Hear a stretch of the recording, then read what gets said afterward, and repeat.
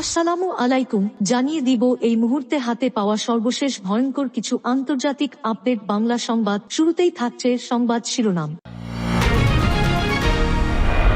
শুরুতেই জানিয়ে দিব 3 শর্তে বাকি জিম্মিদের মুক্তি দিতে চায় হামাস। জানিয়ে দিব গণতান্ত্রিক প্রজাতন্ত্র কঙ্গো নৌকায় আগুন, 143 মরদেহ উদ্ধার। এরপর রয়েছে গাজাবাসীও কি সুবর্ণরেখার মতো ঘরের স্বপ্ন দেখে। সর্বশেষ থাকছে আমি এভাবে কি করে বাঁচব, ড্রোন হামলায় 2 হাত হারানো গাজার শিশুর জিজ্ঞাসা। এতক্ষণ শুনছিলেন সংবাদ শিরোনাম, এবার বিস্তারিত। প্রিয় দর্শক, আপনি যদি এই চ্যানেলে নতুন হয়ে থাকেন, ভিডিওটি দেখতে দেখতে চ্যানেলটি সাবস্ক্রাইব করে আমাদের সাথেই থাকুন। 3 শর্তে বাকি জিম্মিদের মুক্তি দিতে চায় হামাস। ফিলিস্তিনের গাজায় যুদ্ধবিরতি নিয়ে ইসরায়েলের প্রস্তাব খারিজ করে দিয়েছে হামাস। তারা বরং পাল্টা একটি চুক্তির প্রস্তাব দিয়েছে।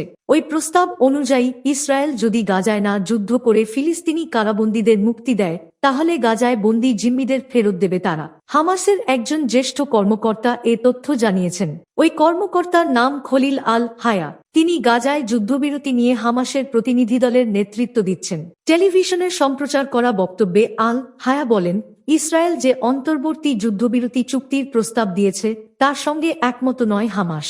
কারণ গত মাসে গাজায় নতুন করে যে ভয়াবহ হামলা শুরু হয়েছে, এই চুক্তির মাধ্যমে তা থামানোর প্রক্রিয়া আরও বিলম্বিত করবে ইসরায়েল। নিজেদের রাজনৈতিক উদ্দেশ্য পূরণের জন্য ইসরায়েলের প্রধানমন্ত্রী বেনিয়ামিন নেতানিয়াহু ও তাঁর সরকার আংশিক চুক্তিকে ব্যবহার করতে চাচ্ছেন বলে উল্লেখ করেন হামাসের এই নেতা। তিনি বলেন, ওই চুক্তির ভিত্তিই হল ফিলিস্তিনিদের ধ্বংস ও অনাহারে রাখার মাধ্যমে যুদ্ধ চালিয়ে যাওয়া। এমনকি সব জিম্মির জীবনের বিনিময় হলেও তারা তা করতে চায়। ইসরায়েল সরকারের হিসাবে গাজায় এখনো 59 জন জিম্মি হামাসের হাতে বন্দী রয়েছেন। তাদের মধ্যে মাত্র 24 জন জীবিত আছেন বলে ধারণা করা হচ্ছে। খলিল আল হায়া বলেন, যুদ্ধ বন্ধ, ফিলিস্তিনি কারাবন্দীদের মুক্তি এবং গাজা পুনর্গঠন, এই 3 শর্ত বাস্তবায়নের বিনিময়ে হামাসের হাতে বন্দী থাকা বাকি সব জিম্মিকে মুক্তি দিতে বড় পরিসরে আলোচনার জন্য প্রস্তুত রয়েছেন তাঁরা। 2023 সালের অক্টোবর মাসে যুদ্ধ শুরুর পর 19 জানুয়ারি থেকে গাজায় যুদ্ধবিরতি শুরু হয়। পরে 18 মার্চ যুদ্ধবিরতি ভেঙে আবার হামলা শুরু করে ইসরায়েল। এই সময়ের মধ্যে 38 জন জিম্মিকে মুক্তি দিয়েছিল হামাস। উপত্যকাটিতে আবার যুদ্ধবিরতির জন্য মিসরের মধ্যস্থতায় ইসরায়েল ও হামাসের মধ্যে আলোচনা চলছে। তবে সেই আলোচনায় এখন পর্যন্ত সামান্যই অগ্রগতি দেখা গেছে। এমন পরিস্থিতিতে জিম্মিদের মুক্তি দেওয়ার জন্য হামাসের প্রতি হুঁশিয়ারি দিয়েছে যুক্তরাষ্ট্রের জাতীয় নিরাপত্তা কাউন্সিলের মুখপাত্র জেমস হেউড। গণতান্ত্রিক প্রজাতন্ত্র কঙ্গো নৌকায় আগুন, 143 মরদেহ উদ্ধার। আফ্রিকার দেশ গণতান্ত্রিক প্রজাতন্ত্র কঙ্গোতে একটি নৌকায় অগ্নিকাণ্ডের ঘটনায় অন্তত 143 জনের মরদেহ উদ্ধার করা হয়েছে। এখনো নিখোঁজ রয়েছেন বেশ কয়েকজন। নৌকাটিতে জ্বালানি ছিল। আগুন লাগার পর নৌকাটি নদীতে উল্টে যায় বলে গতকাল শুক্রবার স্থানীয় কর্মকর্তারা জানান। ঘটনাটি ঘটেছে গত মঙ্গলবার গণতান্ত্রিক প্রজাতন্ত্র কঙ্গোর ইকুয়েটর প্রদেশের রাজধানী এমবান্ডাকার কাছে। রুকি ও বিশ্বের সবচেয়ে গভীর কঙ্গো নদীর সংযোগস্থলে এই বিপর্যয় ঘটে। দেশটির উত্তর পশ্চিমাঞ্চলে কঙ্গো নদীতে ওই কাঠের নৌকাটিতে কয়েকশ আরোহী ছিলেন বলে জানান ওই অঞ্চলের জাতীয় সহকারীদের প্রতিনিধি দলের প্রধান জোসেফিন প্যাসিফিক লোকুমু। এফপিকে লোকুমু বলেন, প্রথম ধাপে গত বুধবার 131 জনের মরদেহ উদ্ধার করা হয়েছে। পরদিন বৃহস্পতিবার ও শুক্রবার আরও 12 জনের মরদেহ পাওয়া গেছে। তাদের অনেকেই আগুনে পুড়ে গেছেন। স্থানীয় নাগরিক সমাজের একজন নেতা জোসেফ লোকন্দ জানান, তিনি মরদেহগুলোর অন্ত্যেষ্টিক্রিয়ায় সহায়তা করেছেন। জোসেফ বলেন, প্রাথমিকভাবে নিহতের সংখ্যা 145 জন। তাদের কেউ কেউ পুড়ে গেছেন, কেউ বা পানিতে ডুবে মারা গেছেন। এই বিপর্যয়ের কারণ হিসেবে প্রাথমিকভাবে নৌকায় রান্নার আগুনকে চিহ্নিত করেছেন লোকুমু। তিনি বলেন, নৌকাটিতে একজন নারী রান্নার জন্য আগুন জ্বালিয়েছিলেন। পাশেই ছিল নৌকার জ্বালানি। বিস্ফোরণ হলে আগুন ছড়িয়ে পড়ে এবং অনেক নারী ও শিশুর মৃত্যু হয়। নৌকাটিতে ঠিক কতজন আরোহী ছিলেন সেটা জানা সম্ভব হয়নি। এ বিষয়ে লোকুমু বলেন, সংখ্যাটি কয়েকশ। তিনি জানান, বেশ কয়েকজনকে উদ্ধার করে হাসপাতালে ভর্তি করা হয়েছে।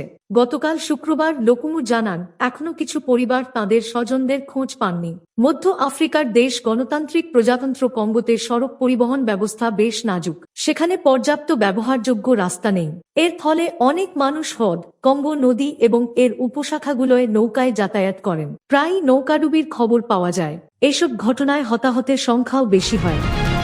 গাজাবাসীও কি সুবর্ণরেখার মতো ঘরের স্বপ্ন দেখে?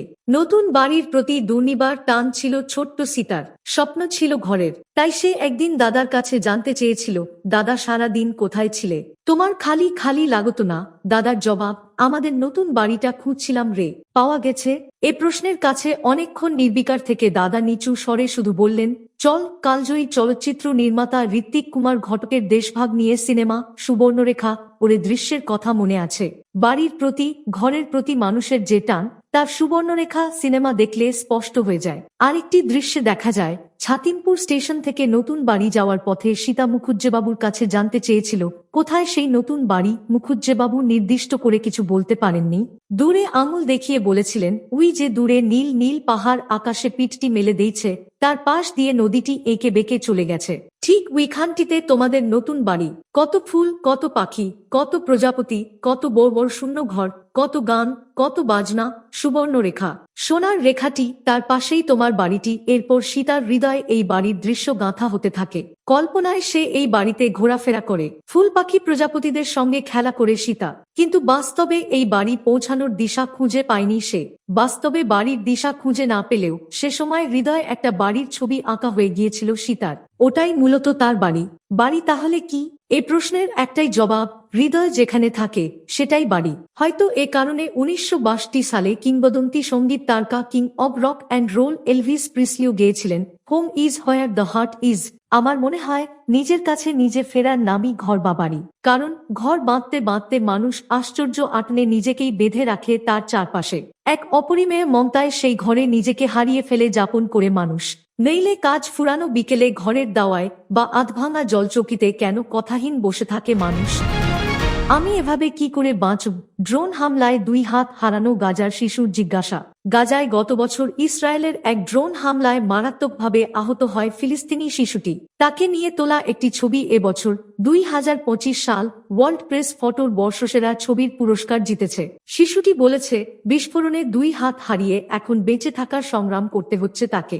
আহত হওয়ার পর মাহমুদ আজুরকে কাতারের রাজধানী দোহায় নিয়ে যাওয়া হয়। আল জাজিরার সঙ্গে এক আলাপে 9 বছরের মাহমুদ তাদের বাড়ি লক্ষ্য করে 2024 সালে ইসরায়েলি ড্রোন হামলার ভয়ানক মুহূর্তের কথা স্মরণ করে। কাতারে তার চিকিৎসা চলছে। গাজা সিটির পুরনো একটি এলাকায় আজুরের জন্ম ও বেড়ে ওঠা। আজুর বলেছে, ওই বোমা বিস্ফোরণের মুহূর্তে সে প্রাথমিকভাবে তার আহত হওয়ার বিষয়টি বুঝতে পারেনি। আজুর বলেছে, প্রথমে ভেবেছিলাম আমি শুধু মাটিতে পড়ে গেছি, কিন্তু নিজেকে মাটিতে ক্লান্ত অবস্থায় পড়ে থাকতে দেখলাম। ভাবছিলাম কি হয়েছে। আজুর বলে, প্রকৃতপক্ষে তখন আমার এক হাত উড়ে গেছে এবং আরেক হাত উড়ে গিয়ে আমার ডান পাশে এসে পড়ে। আজুর যে গুরুতর আহত হয়েছে সেটি এখনো সে বোঝে না। বিস্ফোরণে তার পুরো শরীর ক্ষতিগ্রস্ত হয়েছে। বোমা হামলার পরও আজুর বুঝতে পারছিল না আসলে কি হয়েছে। সে চারপাশে তাকিয়ে দেখছিল, তার 2 হাত মাটিতে পড়ে আছে। যদিও সেগুলো দেখে চেনা মনে হচ্ছিল, কিন্তু বুঝে উঠতে পারছিল না যে তা তারই উড়ে যাওয়া হাত। আজুরের মনে আছে, আহত হওয়ার পর মা বলছিলেন, আমার 2 হাত হারিয়ে গেছে। শুনে আমি কাঁদতে শুরু করি, মনে খুব কষ্ট পাই, মানসিকভাবে ভেঙে পড়ি। চিকিৎসা সামগ্রীর চরম সংকটের মধ্যে গাজার অনেকের মতো আজুরকেও অচেতন না করেই অস্ত্রোপচার করাতে হয়। এতে তার মানসিক অবস্থা আরো খারাপ হয়। হামাসের সঙ্গে যুদ্ধ চলাকালে ইসরায়েলি বাহিনী গাজার সীমান্তগুলো অনেকটাই বন্ধ করে রেখেছে। ফলে ওষুধ, খাবার, ত্রাণ, জ্বালানি সহ জরুরি সহায়তা সেখানে ঢুকতে পারছে না। আজুর বলেছে, তারা, চিকিৎসকেরা আমাকে জাগিয়ে রেখেই আমার শরীরে অস্ত্রোপচার করেছেন। ওই সময় আজুর যে কষ্ট পেয়েছে তা তার কণ্ঠে এখনো ফুটে ওঠে।